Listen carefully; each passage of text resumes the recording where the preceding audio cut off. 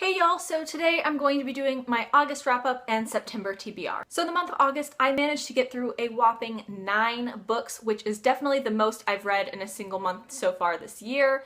And honestly, I can't even remember the last time that I got through 9 books in 1 month, so I am extremely happy with how much I read in August. Unfortunately, I've already done mini reviews for a lot of the books that I read during the Booktubeathon, so this wrap-up shouldn't be insanely long. So the first book that I read in August was The Night We Said Yes by Lauren Gibaldi, which was also my first read for the Booktubeathon. And I do have a mini review up for this, and I have talked about this book a lot recently, so I'm not going to talk very in-depth about this.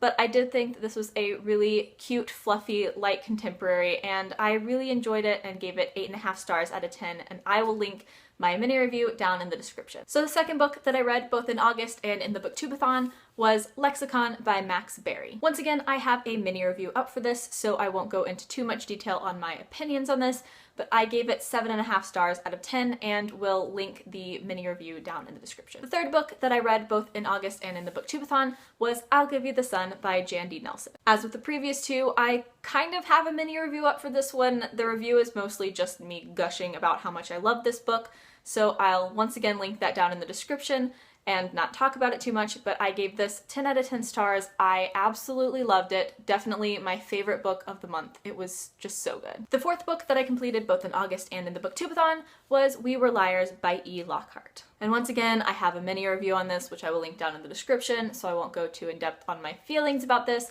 but I ended up giving it 7 stars out of 10. The next book that I read for the Booktubeathon was Vicious by V.E. Schwab. And I actually don't have a mini review up for this one, so I will briefly talk about the book and my opinions on it. So the two main characters in Vicious are named Victor and Eli, and the book is told in dual timelines, with the first timeline being 10 years ago when Victor and Eli were friends and roommates in college, and the second timeline being current day when Victor has just been released from prison and he is coming after Eli. And without spoiling anything or going into too much detail, this book really deals with the ideas of superheroes and supervillains and superpowers in a really, really interesting way. And while I didn't necessarily enjoy this quite as much as most of the people on BookTube, I did really enjoy this one, and I ended up giving it 8.5 stars out of 10. So the next book that I read for the Booktubeathon was Animal Farm by George Orwell, which I don't have with me because I read my copy that I have at home at my parents' house. And aside from just reading Animal Farm to complete a Booktubeathon challenge, I was also able to fulfill my August TBR jar challenge, which was to read a book from my 30 books before 30 list. And I ended up giving Animal Farm 8.5 stars out of 10. I think that George Orwell is a great writer, and I really enjoy his works, and I think that he conveyed his message incredibly well, just like with 1984. But I definitely would say that my enjoyment of Animal Farm leans more toward appreciation than toward really loving the book. Because it's definitely not one of those books that I can see myself rereading, because, I mean, I got the message, I understand what he was going for, I like the statement that he was making, but I mean, now that I get it, I don't feel the need to reread it. So yeah, while Animal Farm will never be my favorite book, it was one that I really appreciated and enjoyed. And then the last book that I read for the Booktubeathon was Nick and Nora's Infinite Playlist by Rachel Cohn and David Levithan. Like I said in my Booktubeathon wrap-up video, I really enjoyed the movie Nick and Nora's Infinite Playlist, and it was a short book, so I decided to read it so that I could get it finished before the end of the Booktubeathon. And I have to say that now that I've gotten some distance from the book and I'm able to separate what happened in the book from what happened in the movie in my mind, I would have to say that I actually enjoyed the movie more. I think that because the book was a fairly short book, less than 200 pages long, I think the movie had to add some stuff to it to make it a full-length movie. And I think that the way that the movie did that was really well done, and I really enjoyed that about it. That's not to say that I felt like the book was incomplete or inadequate. I think it mostly boils down to the fact that I watched the movie back in 2008 when it first came out, and I've really enjoyed it ever since then. And I just felt like the book wasn't as dynamic as the movie was. And that is one of the rare instances that I will ever say that. But I did still enjoy the book. I don't know if I would have enjoyed it as much if I had read it without having seen the movie, but since I have seen the movie, I did enjoy it, and I ended up giving it 7 stars out of 10, which is 3 out of 5 on Goodreads. So once the Booktubeathon finished, I decided to move on to a book that I had planned to read during the Booktubeathon, but just didn't get to, and that was A Darker Shade of Magic by V.E. Schwab. And I will admit, it took me a little while to get invested in this. I would say that at least 100 pages through, I still wasn't that invested in the characters or in the plot, but then it really started to pick up and I really fell in love with this world and these characters. For those of you who don't know, A Darker Shade of Magic is set in a world where the main character, Kel, is able to travel between parallel Londons. Kel is from Red London, which is full of magic. Our London, which is non-magical, is referred to as Grey London, and there's also White London, which is full of vampire-like creatures, and then there's Black London, which is said to not exist anymore and to be completely cut off from all of the other Londons. Also, I do have to say that I really appreciate this as a first book in a series because it introduces the world really well and I feel like it's developed really well. And it also has a complete, succinct plot. Because technically, while this could work as a standalone because it does have a definite resolution at the end, I don't think that I would have enjoyed this as much if this were a standalone. Because I'm just left with so many questions as to how the events of this book are going to affect the world in general, and so I can't wait to see that in the second book. And I ended up giving A Darker Shade of Magic 9 stars out of 10, and because of how much I really enjoyed both A Darker Shade of Magic and Vicious, I think I'm definitely going to be checking out V.E. Schwab's other stuff. And finally, the last book that I finished in August was Me and Earl and the Dying Girl by Jessie Andrews. So Me and Earl and the Dying Girl is about the main character, Greg, who likes to make parody films with his sort of friend named Earl. And Greg has always made it a point as to not really make friends in high school, instead to just float around so that he doesn't get made fun of. But his senior year, a girl that he was kind of friends with when he was younger ends up being diagnosed with cancer, and his mom essentially forces him to hang out with her and be nice to her as to help her feel better. And I have to say that I thought this book was just okay. Like, there were definitely things that I liked about it and definitely things that I thought were just meh. Probably my favorite thing about the book was the unique formatting that was used sporadically throughout the book. Because Greg does like to make films, he'll often write the dialogue of a scene in like a script form. So there will be like whole pages like this where it just looks like a script from a movie. And I definitely thought that the characters were really well developed. I felt like all the characters had very distinct and different personalities, and I really appreciated that. However, I thought the plot was just mediocre and a little bit boring. And I feel like this might be attributed to the movie trailer because some of the things that are really prominent in the movie trailer actually don't happen until really late in the book. So I felt like I was waiting for that to kind of come up, and then it just really didn't until maybe the last like 100 pages, 75 pages. So it felt like it dragged a little bit during the middle and the beginning a little bit too. And also some of the ways that Greg talked about girls was really off-putting for me. This was mostly only present during the first section of the book, so it eventually went away. But it definitely was something that bothered me for the first 100 pages or so. However, other than that, I did really enjoy Greg as a narrator because I thought that he had a really interesting and distinct voice. So given the fact that there were things that I really enjoyed and some that I really didn't, I ended up going with 7 stars out of 10 because overall, I liked it. I just was not impressed by it at all. So these are the books that I ended up finishing during the month of August, plus Nick and Nora's Infinite Playlist and Animal Farm, and I am really happy with how much reading I got done during the month. But I was supposed to finish The Knife of Never Letting Go by the end of the month because of the new TBR challenge that I've started. I really need to think of a name for that.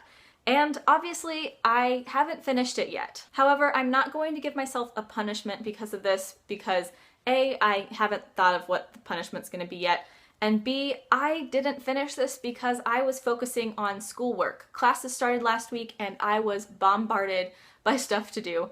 So I was doing what I was supposed to be doing instead of reading. So I'm really not gonna punish myself for that. But this weekend is a long weekend, so hopefully I will be able to get the rest of the way through this. And that makes a great segue into my September TBR. And as always, I'm going to be starting with my TBR jar challenge. I got this idea from Kat from Katie Tastic, and I will leave a link down in the description to the video where she announced this. But essentially, this jar has a lot of challenges in it, and I pull a challenge every month, and I have to complete it within that month. So let's see what challenge I have to complete this month.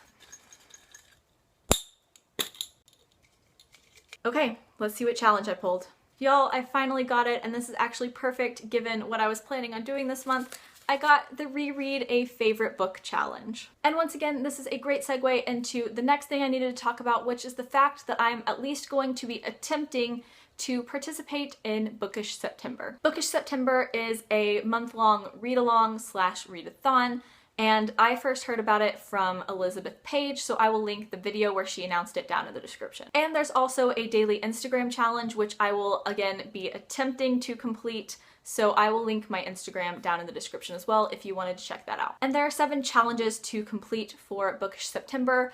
I don't guarantee that I'm going to be able to read 7 books this month given how hectic my first week of classes has already been, but I will at least show you what books I hope to read to complete these challenges, and we'll go from there. So the first challenge for Bookish September is to reread a favorite book, which is the same as my TBR jar challenge, and for both of those I will be reading Ready Player One. I have been wanting to reread this for so many months now, and finally I'm going to be able to, and I could not be more excited. Like, I just want to read this right now. Like, I love this book so much, I cannot wait to reread it. The second challenge of Bookish September is to read a recently purchased book, and if you have seen my summer book haul linked in the description, you will know that my most recently purchased book is also one of my most eagerly anticipated releases, and that is Lair of Dreams by Libba Bray. And yes, Lair of Dreams is a very large book, but I read The Diviners in like 3 days. I got really hooked into it, and so I'm expecting kind of the same thing with Lair of Dreams. So hopefully I will be able to fly through this and get through my entire TBR this month. So challenge number 3 is to read a book from your favorite topic or genre, and this is where I'm going to be incorporating my new monthly TBR challenge. And once again, I really need to come up with a name for this because just calling it my TBR challenge is not really helpful. So down in the description, I will link the video where I introduce and explain this challenge, but essentially what it is I have this pile of 5 books, and every month I have to choose a book from the pile to read and replace it with another book that is in the jar on top of the pile. So the 5 books that are currently in the pile are the ones that I have to choose from for September, and once I pick one, I will pick a new one from the jar that will be added to the stack. And so to complete both this TBR challenge and the challenge of reading a book from my favorite topic or genre, I'm going to be reading The Queen of the Tierling by Erica Johansson. The Queen of the Tierling is a fantasy with some dystopian elements thrown in, and those 2 genres are my absolute favorites. And Reagan from Peruse Project has really been raving about both this and its sequel, The Invasion of the Tierling, lately, so it's really given me like a new desire to check out these books. Challenge number 4 is to read a book with a beautiful cover, and for this I'm going to be cheating just a little bit and using The Knife of Never Letting Go because I love this cover so much. It is one of my favorite covers. Red and black are 2 of my favorite colors, so I'm cheating a little bit because I've already started this, but it fits the challenge and I really want to read it. Challenge number 5 is to read a book that you know nothing about, and for this one I'm going to be using The Ask and the Answer, which is the sequel to The Knife of Never Letting Go. And while I do have a kind of base understanding of the world at this point, since I haven't finished the first book, I really have absolutely no idea what may or may not happen in this book, so while I feel like this is a bit of a cop-out, I have no idea what's going to happen in this book, so I think this counts. Challenge number 6 is to read a book with a darker theme or topic, and I haven't seen anything saying that we can't double up on challenges, so I'm going to be using Lair of Dreams for this one as well, just because all of the books on my TBR so far, except for Ready Player One, are pretty chunky, and so I don't want to add another book to the list. So challenge number 7 is to read either a book that makes you happy or a book that you really want to read,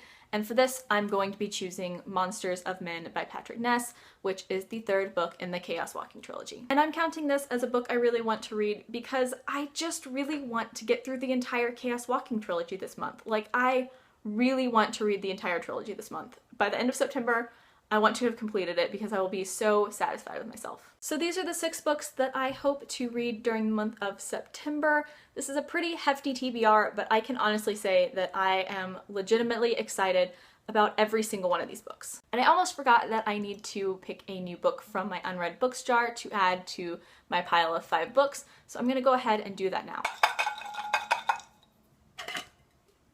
I want this one. So the book that I will be adding to the pile is The Way of Kings by Brandon Sanderson. So these are the books that I will have to choose from for the month of October. I legitimately do not know what I'm going to choose at this point, so should be interesting. Let me know down in the comments if you have read any of the books that I talked about today and what you thought of them. As always, I will leave links down in the description to my blog, Twitter, and Goodreads. Please add me as a friend on Goodreads. I would love to be friends with all of you. Like, comment, subscribe, all that jazz. Thank you so much for watching. Bye!